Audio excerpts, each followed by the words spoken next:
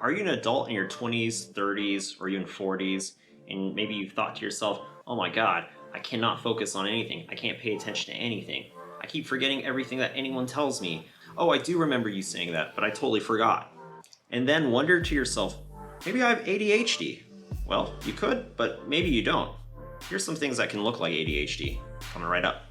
Hello everyone, I'm Dr. Mike from Level Up Mental Health. Make sure that you like this video and subscribe down below. So first of all, the thing I want to talk about is anxiety. So there are a lot of different anxiety disorders. Let's focus on generalized anxiety. If you're somebody with generalized anxiety, you might be worried about everything that's going on in the world, everything that's going on at work, with your children. You might think of things in your mind that aren't actually true. Maybe you think some great catastrophe is going to happen. Maybe you keep thinking about the worst case scenario, thinking all these bad what ifs.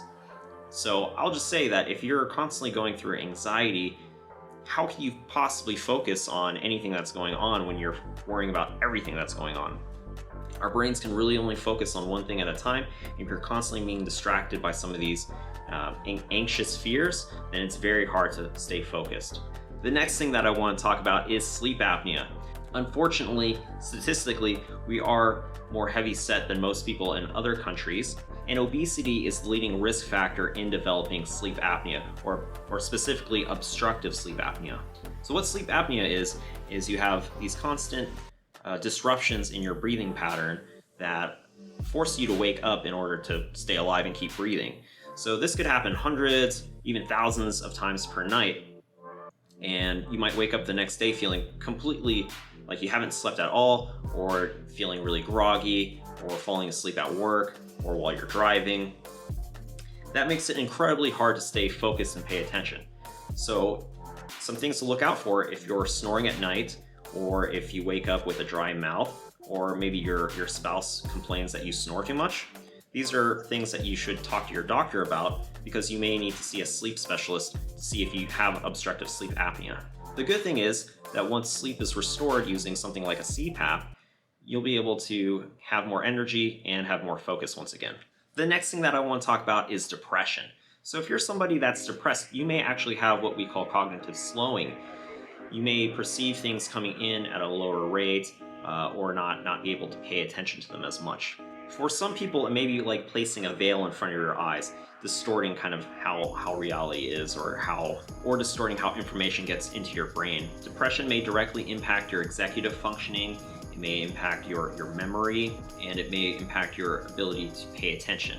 So if you're a student especially, and you're depressed, your likelihood of getting all the information into your brain is very low. So it makes sense to treat depression when you have it, especially when we're talking about things like attention and focus. The final thing I want to talk about is what I like to call technology burnout. So this has a lot of different names and different particulars associated with it. We can think of things like Zoom burnout, email burnout, social media burnout, and maybe it's all of those things combined.